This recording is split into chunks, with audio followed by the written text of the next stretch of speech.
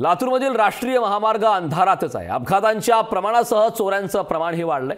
महामार्ग प्राधिकरणाचं मात्र याकडे दुर्लक्ष आहे। स्ट्रीट लाईट चालू करण्याची नागरिकांची मागणी आहे। स्ट्रीट लाईट न लावल्यास रास्ता रोको करण्याचा इशारा मनसेच्या वतीनं देण्यात आलाय। त्यामुळे स्ट्रीट लाईट न लावल्यास रास्ता रोको करणार असं इशारा आता महाराष्ट्र नवनिर्माण सेनेच्या वतीनं देण्यात आला। लातूरमधील राष्ट्रीय महामार्ग हा अंधारातच असल्याचा प्रकार हा समोर आलेला आहे।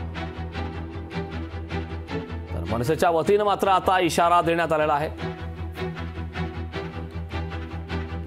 लवकरात लवकर या भागातील लाईट चालू व्हायला पाहिजेत, कारण महिला वगैरे आहेत, संध्याकाळी वरिष्ठ नागरिक ज्येष्ठ नागरिक जे आहेत ते फिरतात इकडं, तर त्यांनाही तशा काही बेकार घटनाला सामोरं जाऊ नये त्यांनी, एवढीच इच्छा आहे। 5-6 महिने झाले या रोडचं काम कंप्लीट झालेलं आहे। इथं काही लाईट नाही, दिवा नाही, बत्ती नाही, हे बॅरिगेड चोरीला गेलेत। इथं ॲक्सिडेंटचे प्रमाण वाढलेले आहेत। काल परवाला ह्या 8 दिवसाच्या अगोदर माझं या ठिकाणी ॲक्सिडेंट झालेला आहे। तर कशामुळे झालं तर इथं लाईट नाहीत आणि इथं कोणाचं लक्ष नाही, काय नाही। मी लातूरकर म्हणून इथल्या मोरेनगरच्या भागातला एक व्यक्ती म्हणून मी शासनाला देखील विनंती करतो की इथं लवकरात लवकर लाईट बसावे। हे लातूर शहरातल्या किंवा नागरिकांना ये जा करण्यासाठी किंवा वाहनधारकांना प्रचंड त्रास होतो आणि नागरिकांना ह्याच्यामुळं मोठं अपघाताचे प्रमाण होत आहे।